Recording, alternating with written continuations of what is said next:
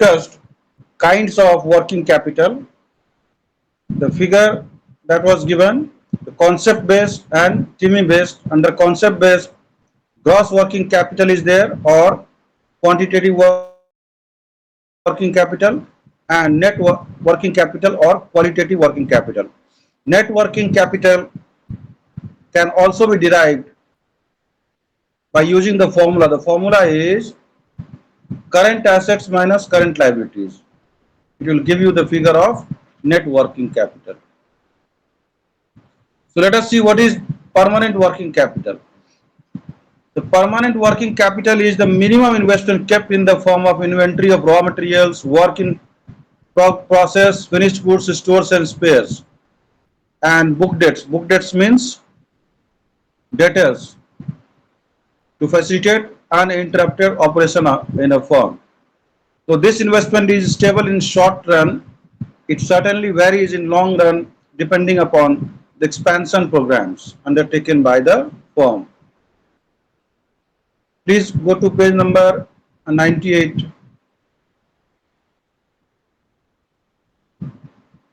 Yes, 98. Yes. Now let us see what is temporary working capital.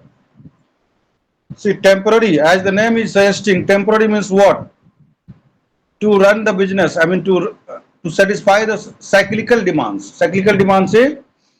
Cyclical demands का मतलब क्या हुआ कि आपके पास इतना फंड होना चाहिए कि जो वर्किंग कैपिटल का जो साइकिल है कि रॉ मटेरियल से आपका वर्क इन प्रोसेस और work in progress, from work in progress to finished goods, and from finished goods to debtors. So collectivity. So a firm is required to maintain an additional current assets temporarily over and above permanent working capital to satisfy cyclical demands.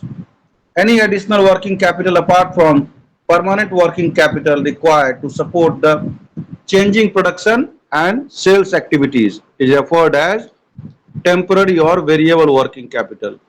So the temporary working capital is also called variable working capital. Now let us see what is the distinction between permanent and temporary working capital. From this figure you can see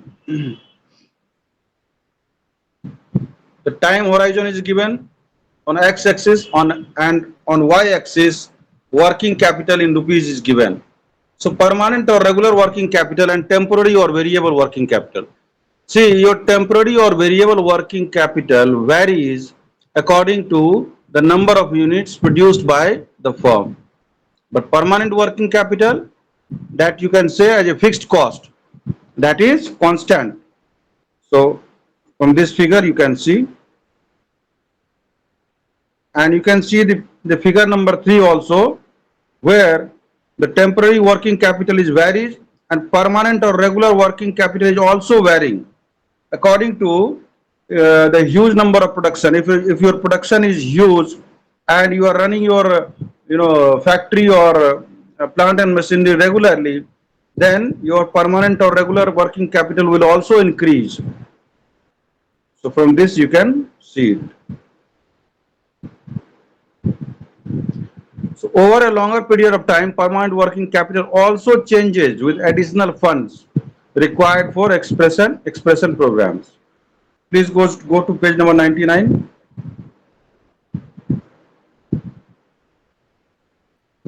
Next page. Yes. Let us see what are the objectives of working capital management. The objectives are to ensure optimum investment in current assets. देखिए भाई, current assets में आपको optimum invest करना होगा. Fixed asset में आपने कर दिया, लेकिन करंट एसेट्स में आपको ऑप्टिमम करना होगा. इसलिए करना होगा ताकि आपका जो ये साइक्लिकल डिमांड्स है ना, उसमें कोई गड़बड़ी नहीं होने पाए. उसमें अगर एक बार हो गया प्रॉब्लम तो आप डेटर्स को सेटिस्फाई नहीं कर पाइएगा. मान लीजिए सेल्स का अचानक से आ गया डिमांड, तो आपका पहले से एस्टिमेशन होना चाहिए कि कितना यूनिट्स प्रोड्यूस करना है, उसके लिए कितना रॉ मटेरियल आएगा, ये सब सारा. तो इसलिए लिखा हुआ है to ensure optimum investment in current assets. दूसरा है to strike a balance between the twin objectives of liquidity and profitability in the use of fund.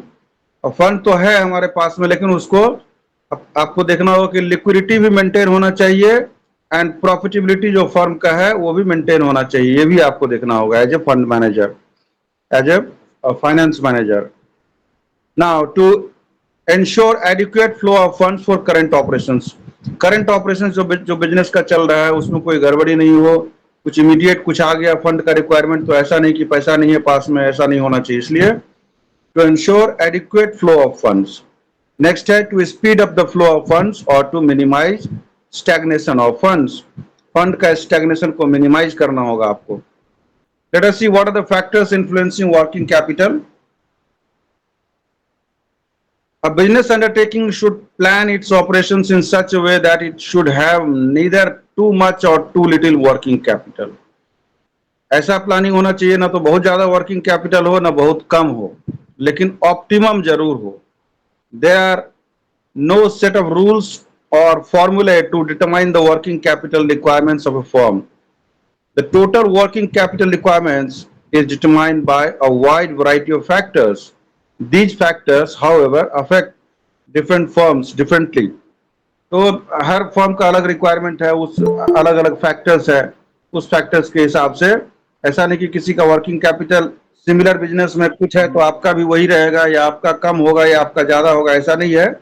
सबका that depends upon the situation of the firm. Okay, different factors of the firm, it varies. So what are the factors? Number 1 is nature of business. See, the amount of working capital is basically related to nature of business. आपका nature of business कैसा है उस पर बहुत सारा चीज factor जो है सो डिसाइड होता है कि वर्किंग कैपिटल कितना होना चाहिए और कितना रखना चाहिए. The proportion of current assets needed in some lines of business activity varies from other lines. For instance, trading and finance firms have a very small investment in fixed. देखिए, trading and finance company अगर कोई है वो क्या करता है, trade करता है और फाइनेंस, मतलब फाइनेंस करता है और ट्रेड करता है, या ट्रेड करता है एंड फाइनेंस करता है. तो वहां पे क्या है, फिक्स्ड एसेट्स का कोई जरूरत. अब छोटा सा एग्जांपल लेते हैं. मान लीजिए कोई अगर let's say for example Bajaj finance, ठीक है, वो क्या है, फाइनेंसिंग कंपनी है. तो बजाज फाइनेंस में क्या है जी, आपका फिक्स्ड एसेट्स में तो बहुत कम होगा, मतलब वो इन्वेस्टमेंट. क्यों कम होगा? क्योंकि वहां पे आदमी चाहिए, आदमी जो देखेगा कि किसको फाइनेंस का जरूरत, उसको उसका जरूरत जो है और आप उसको मीट करिएगा, सेटिस्फाई कीजिएगा. तो उसमें फिक्स्ड एसेट्स में कुछ ज्यादा इन्वेस्टमेंट का जरूरत नहीं है, प्लांट एंड मशीनरी का जरूरत नहीं है. तो नेचर ऑफ बिजनेस बहुत बड़ा फैक्टर है.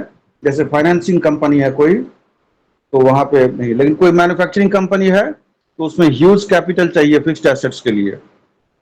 कहाँ चाहिए? प्लांट एंड मशीनरी के लिए चाहिए, बिल्डिंग चाहिए, फैक्ट्री के लिए, फैक्ट्री इंस्टॉलेशन के लिए चाहिए, लेबर चाहिए, बहुत सारा चीज चाहिए. लेकिन जो फाइनेंस कंपनी है, फॉर एग्जांपल बजाज फाइनेंस, वहां पे क्या चाहिए, कुछ लोग चाहिए जो कॉल करेंगे लोगों को कि भाई आपको लोन चाहिए या आपको कुछ फाइनेंस करवाना है तो आप हमारे यहाँ से फाइनेंस करवा लीजिए. तो आप देख लीजिए, तो नेचर ऑफ बिजनेस जो है ना वो एक बहुत बड़ा फैक्टर है. So, trading and finance firms have a very small investment in fixed assets, but they require more working capital. लेकिन देखिए, फिक्स्ड एसेट्स बहुत कम इन्वेस्टमेंट होने से चलेगा उसके यहाँ, लेकिन वर्किंग कैपिटल बहुत होना चाहिए. वर्किंग कैपिटल मतलब पैसा रहेगा तब ना किसी को फाइनेंस कर पाइएगा. तो लेकिन यहाँ पे वर्किंग कैपिटल बहुत ज्यादा चाहिए. In contrast, public utility concerns rendering public services require huge investment in fixed assets. The requirement of current assets in such concerns is usually less due to cash nature of business and selling services. In trading concerns, the amount of working capital required is less than the manufacturing company. Trading company में क्या होता है, वो अपने यहाँ manufacturing नहीं करता है, तो सीधा एक जगह से फोन पर ही काम हो जाता है, मैक्सिमम ऑनलाइन हो जाता है, ईमेल से, फोन से. वो डायरेक्ट फैक्ट्री से माल उठवाता है और जहां पे जिसको चाहिए वहां पे डिलीवर करवा देता है. तो उसके उसके पास में स्टोर या अपने पास उसके पास स्टोर करने का एक कैपेसिटी होता है, वहां स्टोर करके सेल करता है उसको, या डायरेक्ट फोन से ऑर्डर लेता है, फैक्ट्री से ही उठवा देता है गुड्स को और वहां पर पहुंचवा देता है। तो इसलिए the requirement of current assets in such concerns is usually less due to cash nature of business and selling services. In trading concerns, the amount of working capital required is less than manufacturing concern. Manufacturing company में क्या है, आपको बहुत ज्यादा चाहिए working capital. Since there is no production of goods and services involved. Trading company में क्या है, production involved नहीं होता है. But in service industry like banks, the amount of working capital required is very high. As I have given the example of Bajaj Finance, that is also a finance company. Banks, what do? They collect funds from, they collect deposits from the customers and they give loan to the borrowers.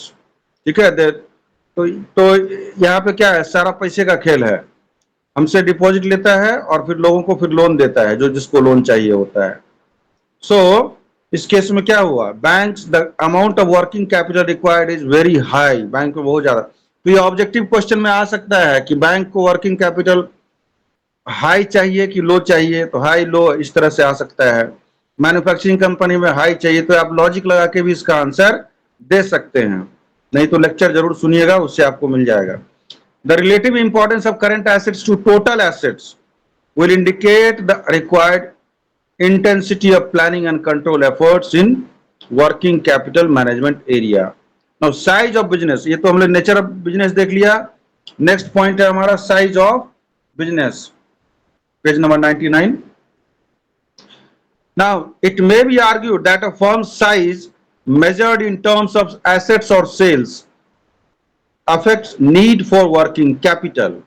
It may be argued that a firm's size, firm का क्या size है, measured in terms of assets or sales, firm का size को कैसे आप नापते हैं, firms का एसेट्स का साइज क्या है, उससे उसका नापी किया जाता है, या फिर फर्म्स कितना सेल्स करता है, तो सेल्स करेगा तो वहां से रेवेन्यू आएगा, तो उससे भी उसका पता लगाया जा सकता है।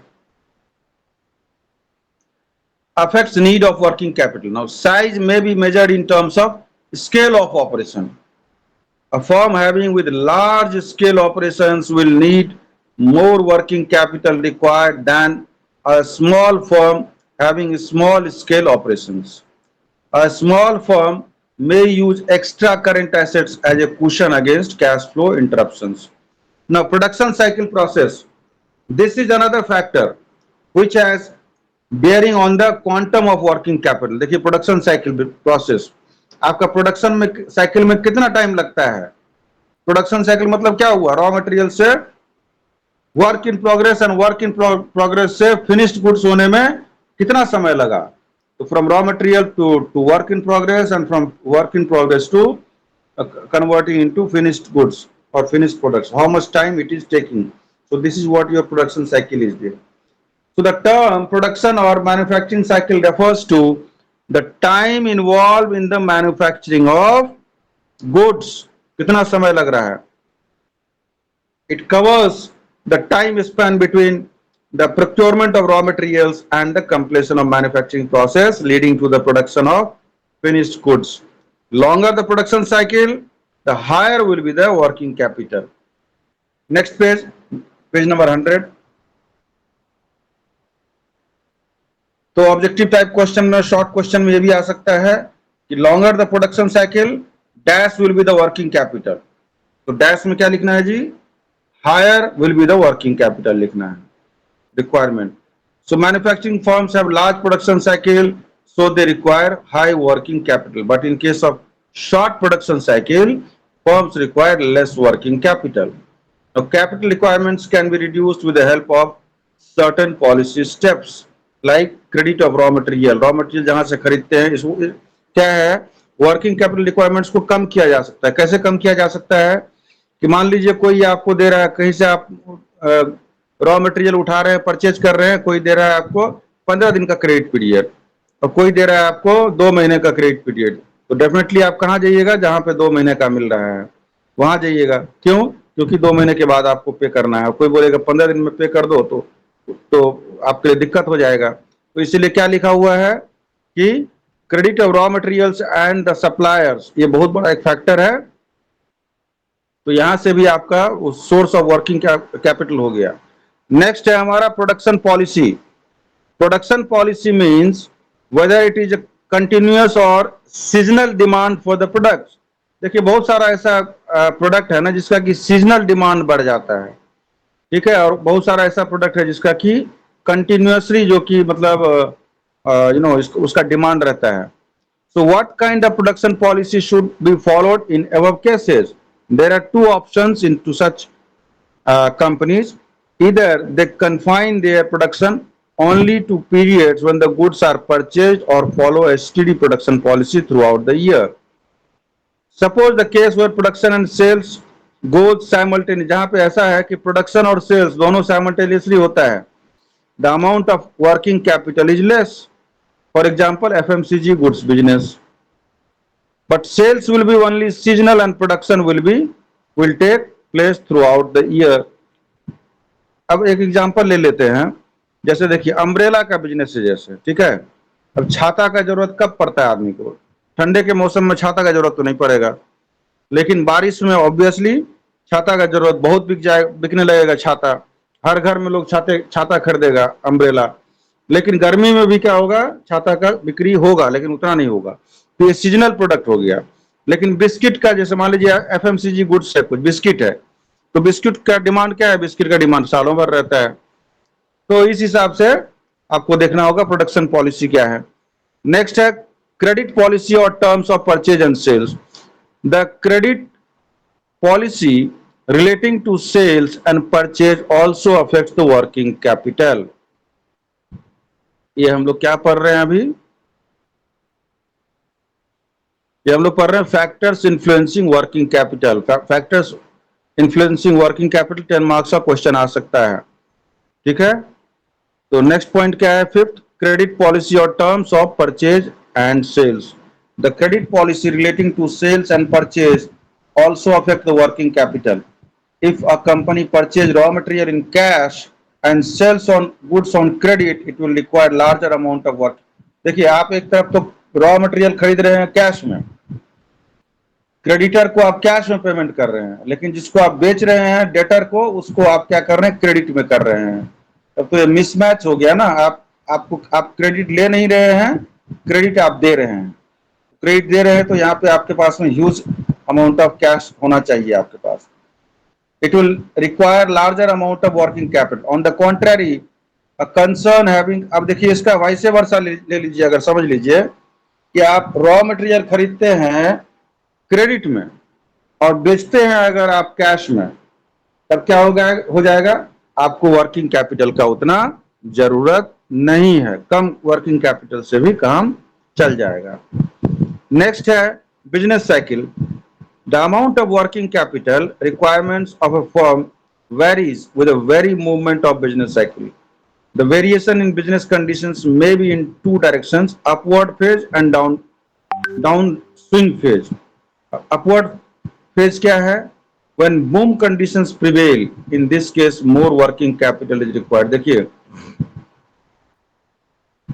Variation in business condition, upward phase. अब मान लीजिए अचानक से डिमांड कोई चीज का बढ़ गया है, ठीक है जी, कोई प्रोडक्ट है ऐसा जिसका कि डिमांड अचानक से बढ़ गया ड्यू टू एनी सिचुएशन और एनी सर्कमस्टांसेस, उसका बढ़ गया है। तो आपके पास अगर रहेगा वर्किंग कैपिटल ज्यादा, तभी ना आप उसके डिमांड को ज्यादा मतलब बना पाइएगा, प्रोडक्शन कर पाइएगा, तभी वो सेटिस्फाई हो पाएगा। तो मोर working capital, in that case more working capital is required upward phase में to cover the lag between increased sales and receipt of cash, as well as finance purchase of additional material. But downsizing phase में क्या है?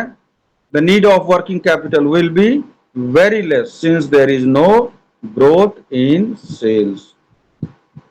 डाउनस्विंग phase में demand ही नहीं है, तो उतना ज्यादा प्रोडक्शन करके क्या फायदा होगा।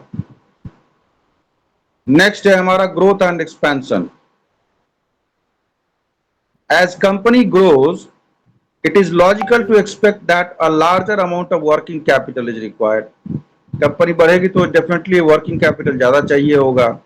It is very difficult to determine the relationship between the growth in the volume of business of a company and increase in its working capital required. Other things being equal, growth business require more working capital than those of static or advanced planning of working capital is therefore a continuous necessity for growing concern. Next point is scarce availability of raw material. देखिए ये बहुत important है, factors affecting requirement of working capital. 8-10 point है, 8-10 point लिखिएगा, इसको elaborate कीजिएगा, 10 marks आपका तुरंत आ जाएगा. So scarce availability of raw materials, the availability of certain raw materials on a continuous basis without interruption would sometimes affect the working capital requirement. बहुत सारा ऐसा रॉ मटेरियल जो आप जो प्रोड्यूस करते हैं, मतलब जो आप बनाते हैं यूनिट, जो भी प्रोडक्शन है आपका, उसमें एक ही रॉ मटेरियल नहीं लगता होगा, बहुत सारा बहुत तरह का लगता है. तो बहुत तरह का जो लगता है, बहुत बार ऐसा होता है, कुछ कुछ ऐसा रॉ मटेरियल है ना, कुछ सीजन में ही अवेलेबल होता है. अब एक एग्जांपल लेते हैं. फॉर एग्जांपल जैसे पिकल का किसी का बिजनेस है, ठीक है जी, या केचप का है, टोमेटो केचप का. तो ये सब क्या है, टोमेटो, या मान लीजिए कि जैसे पिकल का हो गया बिजनेस, तो पिकल जैसे आम का अचार है, वो क्या है कि वो सीजनल चीज हो गया.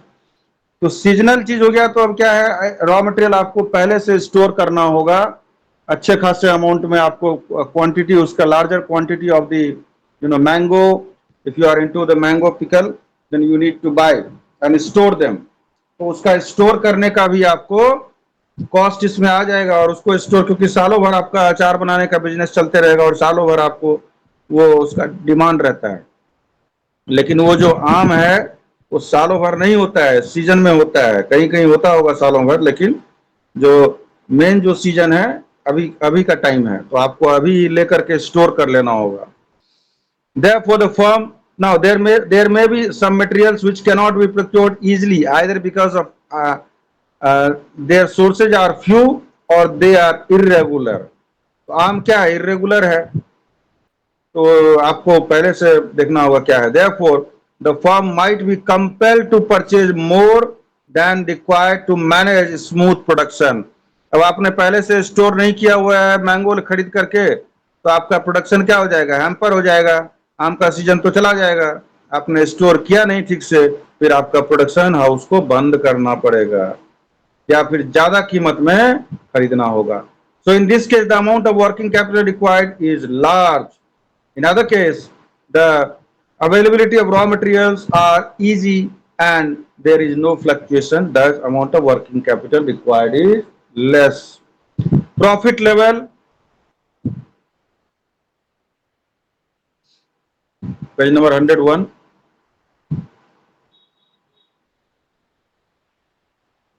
देखिए, firms may differ in their capacity to generate profit from business. Some firms enjoys dominant position. बहुत सारा फर्म है. किसान को ले लीजिए, किसान क्या है, किसान टोमेटो केचप बनाता है, बहुत सारा प्रोडक्ट आता है उसका किसान का, तो वो क्या है, डोमिनेंट है वो मार्केट में. लेकिन आप अगर आते एक और कंपनी है, लोकल कंपनी, लाल कंपनी आपने सुना होगा, Gamharia based company. They are also present in the market, but Kisan is a very big brand. So firms may differ in their capacity to generate profit from business. Some firms enjoy a dominant position. Kisan is in dominant position, very known, very much known. But Lal is not very much. लाल का जो आता है अचार या फिर sauce वगैरह, they are not very much, dominant in the markets.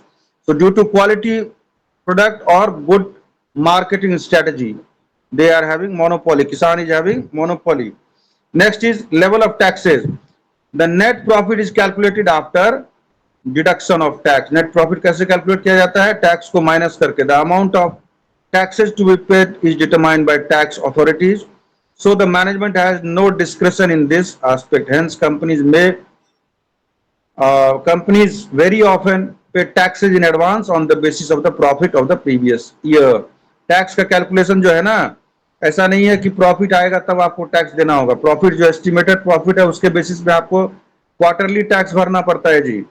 ठीक है, नेक्स्ट क्वार्टर में कितना होगा या उसका आपको टैक्स भर देना होगा. तो If tax liability increases, it leads to increase in the requirement of working capital and vice versa. जब आप बनाइएगा ना fund flow statement, cash flow statement या वर्किंग कैपिटल, तो ये सारा पॉइंट आएगा। अब जैसे मैं आपको एग्जांपल डिस्कस करता हूं कि इंक्रीज इन डेटर्स, इतना ही इंफॉर्मेशन देगा। Increase in debtors, so how will it impact in your work on your working capital. Similarly decrease in creditors, how will it impact on your working capital? So you should understand that increase in debtors मतलब क्या हो गया, cash flow बढ़ेगा। Debtors increase हुआ मतलब sales बढ़ा है, तो सेल्स बढ़ा है तो कैश आएगा वहां से, तो हमारा वर्किंग कैपिटल बढ़ जाएगा। ठीक है, अब देख लीजिए क्या है, डिक्रीज इन क्रेडिटर्स। तो डिक्रीज इन क्रेडिटर्स मतलब क्या हुआ, आपका वर्किंग कैपिटल घटा है क्योंकि आपने क्रेडिटर्स को पे किया है, तो ये आपको देखना होगा। Now dividend policy, dividend has a bearing on working capital since it is appropriation profits. Dividend क्या है, appropriation of profits. The payment of dividend reduces cash resources. जब आप डिविडेंड पे करते हैं तो कैश कम हो जाता है बिजनेस का, so meaning thereby the working capital is reduced to that extent. Conversely, if the firm does not pay dividends but retains profits, अब देखिए कंपनी डिविडेंड डिक्लेयर करना, कितना डिक्लेयर करना, नहीं डिक्लेयर करना, ये सब सारा किसके हाथ में होता है, बीओडी के हाथ में होता है। BOD stands for board of directors. तो क्या है कि अगर आप प्रॉफिट रिटेन कर, अगर आप पे करते हैं डिविडेंड तो आपको वर्किंग कैपिटल कम हो जाएगा। अगर आप प्रॉफिट को रिटेन कर लेते हैं तो वर्किंग कैपिटल इंक्रीज हो जाएगा। नाउ डेप्रिसिएशन पॉलिसी, डेप्रिसिएशन के बारे में मैंने बताया था लास्ट क्लास में कि डेप्रिसिएशन क्या है, नोशनल कॉस्ट है, नो कैश एक्सपेंसेज है। So it is also exerts as influence on the quantum of working capital required. Depreciation charge out of pocket cost. The effect of depreciation policy on working capital is indirect. इसका क्या होता है, indirect होता है, actual में तो cash जा नहीं रहा है। So more depreciation provisions reduce the amount of required working capital and vice versa. तो more depreciation provision क्या हो रहा है, वर्किंग कैपिटल को घटा दे रहा है, बट लेस डेप्रिसिएशन प्रोविजन क्या कर रहा है, वर्किंग कैपिटल को रिक्वायर्ड वर्किंग कैपिटल को बढ़ा दे रहा है। Price level change, increasing price necessitates the use of more funds for managing an existing level of activity. देखिए प्राइस अगर बढ़ जाता है तो क्या होता है जी, the use of necessitates the use of more funds. Price बढ़ गया तो ज्यादा फंड चाहिए ना, तो वही कहा जा रहा है। In the same level of current assets higher cash outlay. Price बढ़ गया कोई चीज का तो आपको तो खरीदना ही पड़ेगा चीज, चाहे बढ़ा हो प्राइस या घटा हो, तो उसमें क्या होगा, more working capital is required. The effect of raising prices is that higher the amount of working capital is required. However in case of companies which can raise their prices proportionately, there is no serious। अब देखिए price बढ़ गया है, बहुत बार ऐसा होता है ना कि प्राइस बढ़ गया लेकिन कंपनी ने प्राइस नहीं बढ़ाया, तो वर्किंग कैपिटल तो ऑटोमेटिक कम होगा ना जी। आपको तो रॉ मटेरियल तो सोर्स कर रहे हैं आप ज्यादा प्राइस में, लेकिन vice versa if a company is doing what in proportionate to the investment, in proportionate to the outlays of cash in terms of buying the raw material, you are also increasing the price of your product.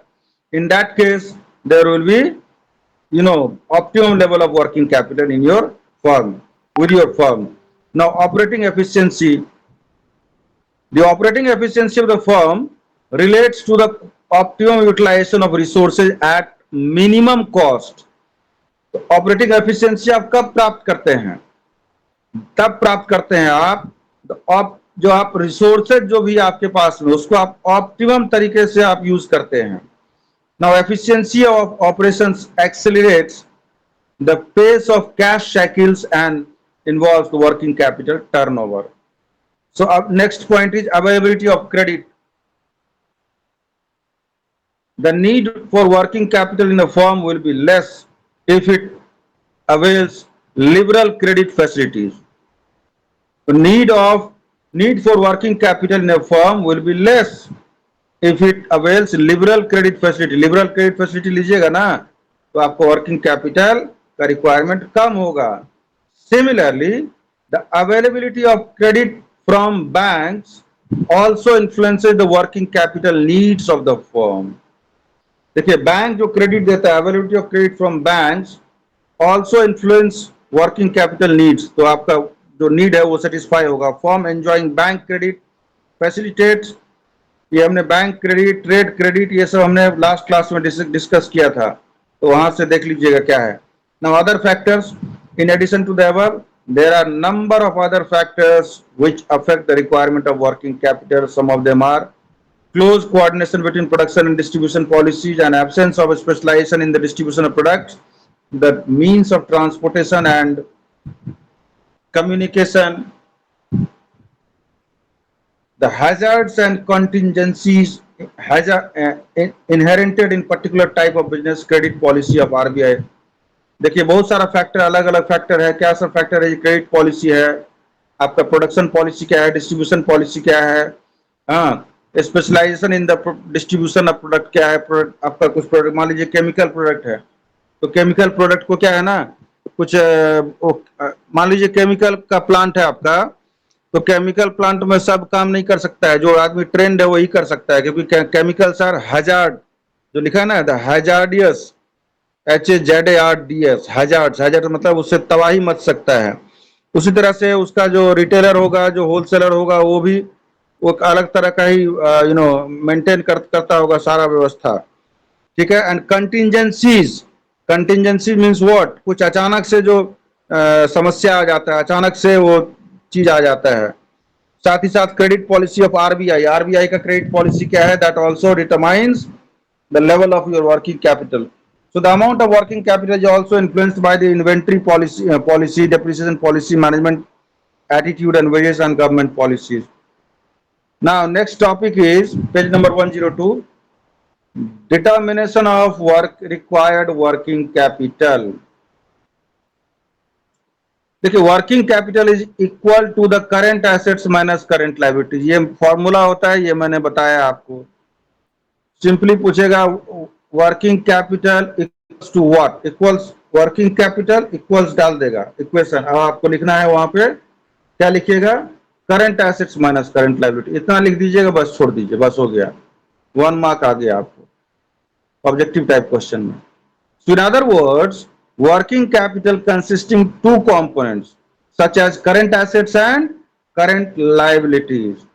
Hence, for estimation of working capital, there is a need to follow the following 4-step procedures. Number 1, estimation of cash cost of the various current assets required by the firm. Cash के terms में कितना cost जा रहा है current assets को bye करने में. Next is estimation of spontaneous current liabilities of the firm. अब कैश के टर्म्स में करंट एसेट्स में कितना खर्च हो रहा है, साथ ही साथ में खरीदने के लिए या फिर जो है और काम करने के लिए जो लायबिलिटी कितना अराइज हो रहा है, करंट लायबिलिटीज. ठीक है. एक होता है लॉन्ग टर्म लायबिलिटी, एक होता है short term liability. Creditor is your short term as well as current liability. Debtor is your current assets. ठीक है. So compute net working capital by subtracting estimated current liabilities from current assets. Add some percentage of net working capital if there is any contingency or safety of working capital required. ये देखिए ये तरीका है बनाने का, ये format है statement of working capital. So statement of working capital कैसे बनाया है, ये आपको इस तरह से एक फॉर्मेट बनाना होगा. Particulars amount rupees, estimation of current assets में क्या सब आता है, ये आपको याद रखना होगा. ये याद करने वाला चीज है कि करंट एसेट्स का पार्ट को आप करंट लायबिलिटी में नहीं डाल दीजिएगा और करंट लायबिलिटी का पार्ट को करंट एसेट्स में नहीं डालना है. So that's why you need to memorise it, learn it by heart. So क्या सब है एस्टिमेशन ऑफ करंट एसेट्स में, रॉ मटेरियल्स पहला. नंबर दूसरा है वर्क इन प्रोसेस. अब वर्क इन प्रोसेस में देखिए क्या क्या पार्ट है. Raw materials at full cost, direct labour to the extent of completed estate overheads. देखिए डायरेक्ट लेबर मतलब क्या हुआ, रॉ मटेरियल्स है ना। अब रॉ मटेरियल्स आपने खरीदा है क्रेडिटर से या जिससे भी खरीदा है, सप्लायर से खरीदा, अब उसको क्या है कि वहां से खरीद करके उसको डायरेक्ट क्या करेगा, मान लीजिए अनलोड करेगा। वो गाड़ी से आया, लॉरी से आया या ट्रक से आया या किसी और गाड़ी से आया, तो उसको अनलोड करेगा। अनलोड करके फिर उसको ले जाएगा कहाँ पर, फैक्ट्री तक पहुंचाएगा जहां पे प्रोडक्शन हो रहा है, वर्क इन प्रोसेस हो रहा है। तो वो डायरेक्ट हो जा रहा है। लेकिन अभी एक और दूसरा पहलू देख लीजिए। एक तो हुआ कि सप्लायर से डायरेक्ट माल आया, उसको हमने लेबर को लगा करके वहां से माल उतरवाया और डायरेक्ट फैक्ट्री तक पहुंचाया। So this cost will be your direct labour cost. And the second example that I wanted to give you, that your product is finished product. Okay, you have already produced one product.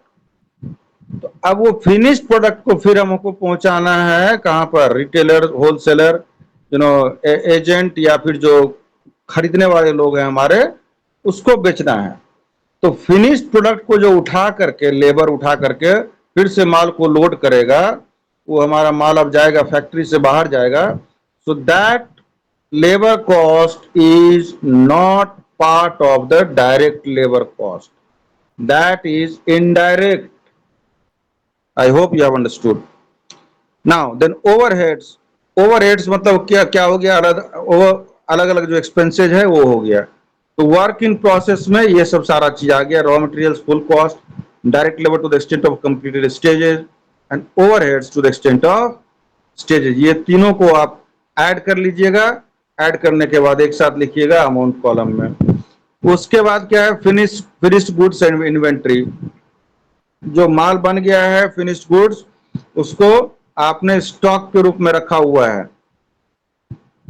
तो stock के रूप में रखा हुआ मतलब क्या हुआ, that goods are, that stock is easily convertible into cash, so that's why they are considered as working capital.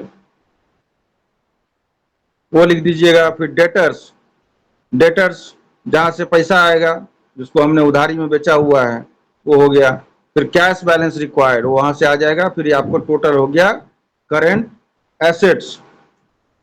अब देखिए टोटल, उसको टोटल कर लीजिए आप। तो अब क्या है, बी में देखिए एस्टिमेशन ऑफ करंट एसेट्स कैसे हो रहा है। क्रेडिटर्स, ये गलत दिया है।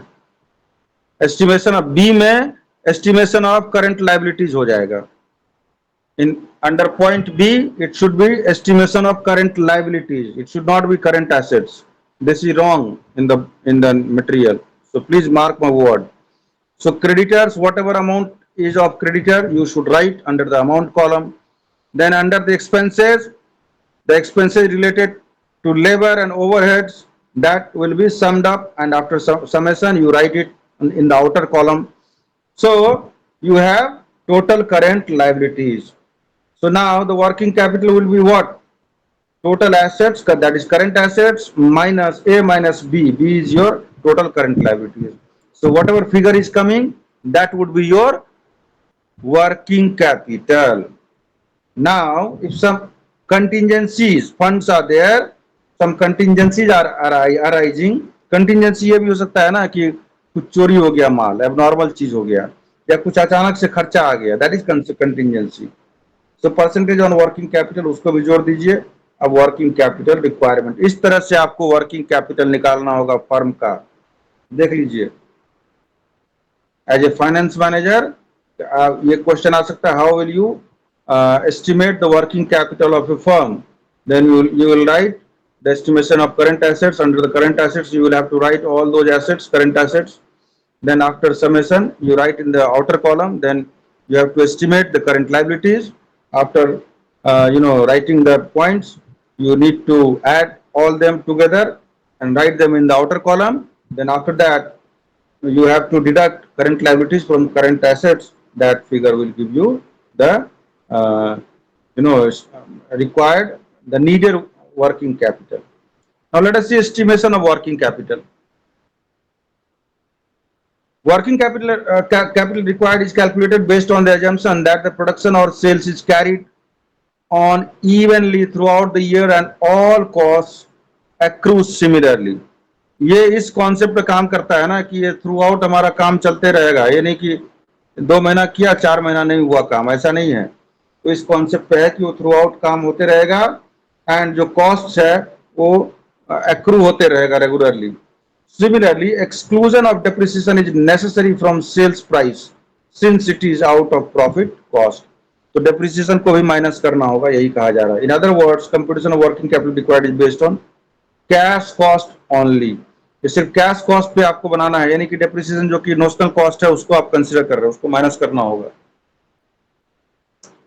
अब देखिए कुछ ना ये शॉर्ट फॉर्म है या एब्रिविएटेड फॉर्म है, ये आपको जानना चाहिए, ये आपको याद रखना होगा। एक्चुअली ऐसे नहीं होगा, ये आपको याद करने का चीज है। देखिए जैसे बीपी है लिखा हुआ, तो बीपी का मतलब क्या हुआ?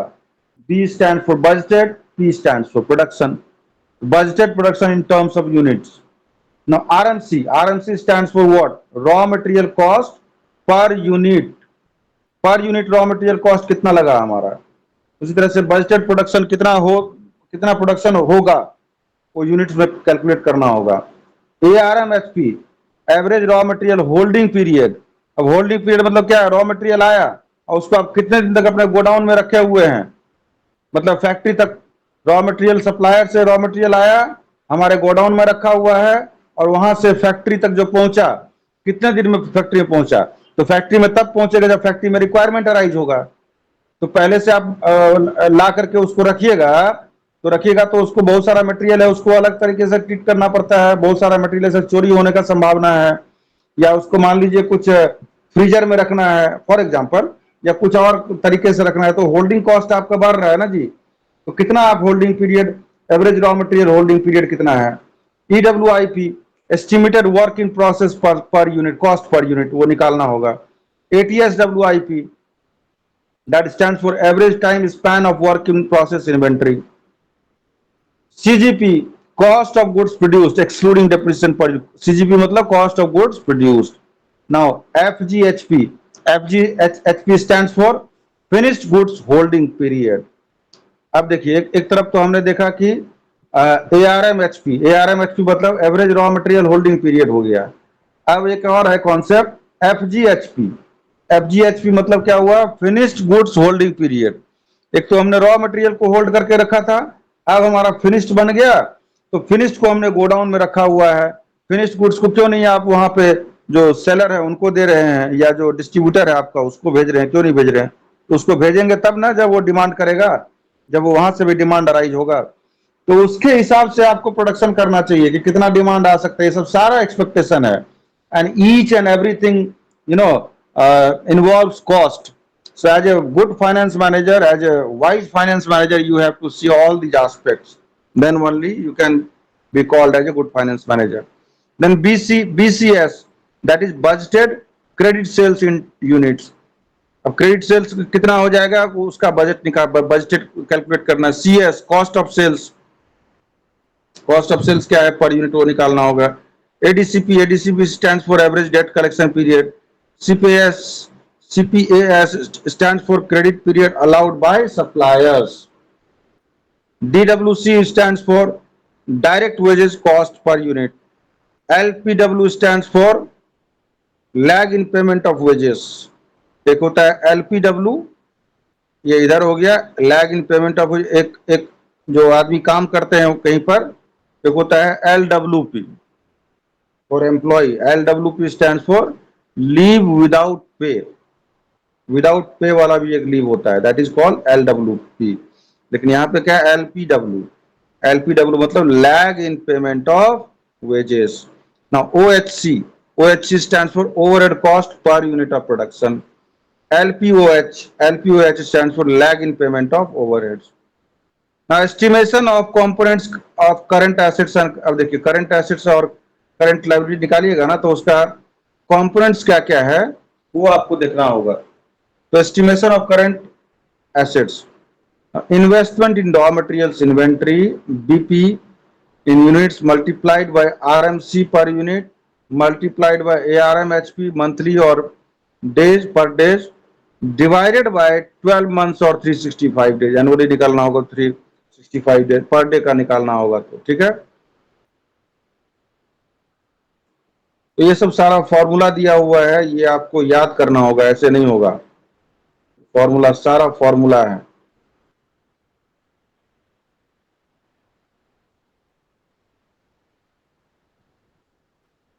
Okay, now investment in work in process inventory. Work in process cost is proportionate share of the cost of direct materials and conversion। देखिए वर्क इन प्रोसेस क्या है जी, proportionate share of the cost of direct materials and conversion। Direct जो मैंने बताया कि direct मतलब supplier से जो फैक्ट्री तक पहुंचा वर्क इन प्रोसेस तक, वो डायरेक्टली है, that is why it is called direct cost. Conversion cost include labour and manufacturing overhead cost excluding depreciation. अब कन्वर्शन कॉस्ट क्या हुआ,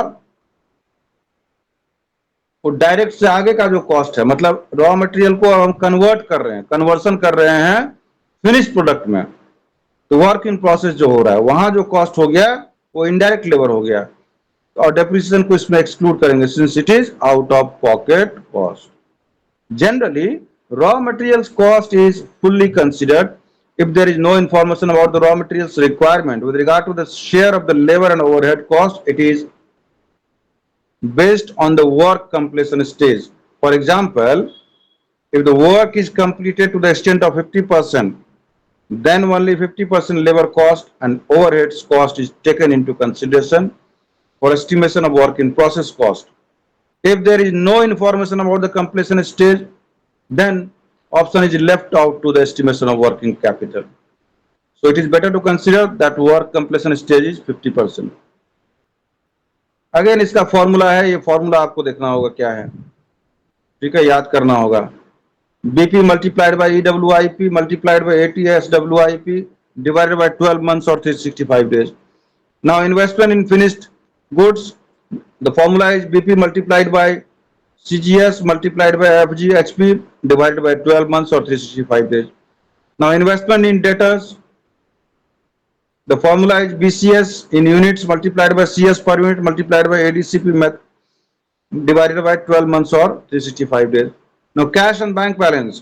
So maintenance of minimum working capital includes minimum cash balance, but it is very difficult to calculate minimum cash balance required.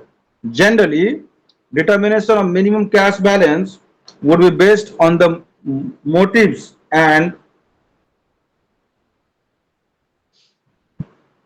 for holding cash of business firm, attitude of management towards risk, accessibility of the firm to the sources of finance when needed, and past experience, etc. Estimation of current liabilities. The formula is again, so for trade debtors, the formula is BP multiplied by RMC per unit production multiplied by CPAS divided by 12 months or 365 days.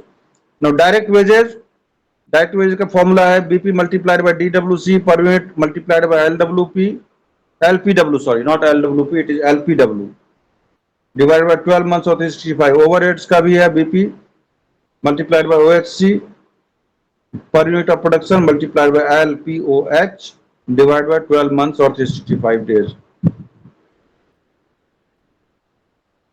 ये question दिया हुआ है, ये question को हम लोग next class में solve करेंगे। इसमें क्वेश्चन में let us discuss, next class में जब भी होगा इसको सॉल्व करेंगे हम लोग, ठीक है। पूरा फॉर्मूला बेस्ड क्वेश्चन है, तो I am giving you time to study the formula so that you can understand it properly. Otherwise, if I discuss right away, you won't be able to understand. Okay, we will definitely discuss it in the next class, but in the meantime, I will be discussing this the summary. Let's go by the summary. What is summary saying? The summary is saying working capital management is considered with the problems that arise in attempting to manage the current assets, current liabilities, and their interrelationship that exists between them. Working cap, page number 105.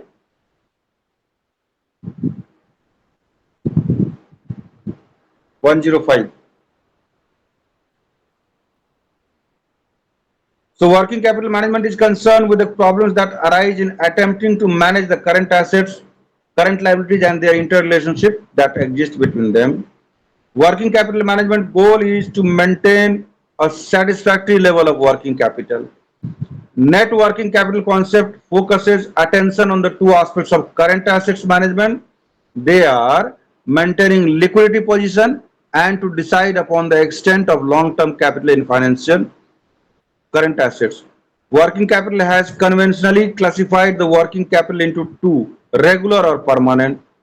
कम से कम summary जरूर पढ़ लीजिएगा अगर आपको समय नहीं मिलता है पढ़ने का तो. And temporary or variable working capital. Permanent working capital refers to the minimum level of current assets maintained in a firm, and temporary working capital refers to additional current assets temporarily over and above permanent working capital. The objectives of working capital management could be stated as to ensure optimum investment in current assets, to strike a balance between the twin objectives of liquidity and profitability in the use of funds, to ensure adequate flow of funds for current operations and to speed up the flow of funds or to minimize the stagnation of funds. The dangerous excessive working capital are unnecessary accumulation of inventories. देखिए ऐसा है ना, घर में भी अगर आपका बहुत ज्यादा कैश रहता है ना तो क्या हो गया, वो फालतू का आइडल कैश पड़ा हुआ है, बैंक में रखिएगा तो कुछ पैसा मिलेगा इंटरेस्ट, कहीं इन्वेस्ट कीजिए बैंक में, ऐसे ही घर में आइडल रख रहे हैं 1 लाख रुपया, कितना बढ़ेगा वो, 1 लाख ही रहेगा, चाहे उसको आप 10 साल तक रखिए. बैंक में रख दीजिएगा सेविंग अकाउंट में भी तो कुछ ना कुछ तो बढ़ेगा, 3%, 2%, 2.5%, whatever it is. Similarly, if you invest that money, it will give you more interest, it will earn more for you. So यहाँ पर भी क्या है, एक्सेसिव वर्किंग कैपिटल जो है नहीं रखना चाहिए, वो डेंजरस है. You are just blocking the money. Unnecessary accumulation of inventory, unnecessary आपको डिमांड है नहीं, आपने बहुत सारा इन्वेंट्री लेके रखा हुआ है, स्टॉक का बना लिया है आपने तो पड़ा हुआ है, यानी कि पैसा तो ब्लॉक हो गया ना.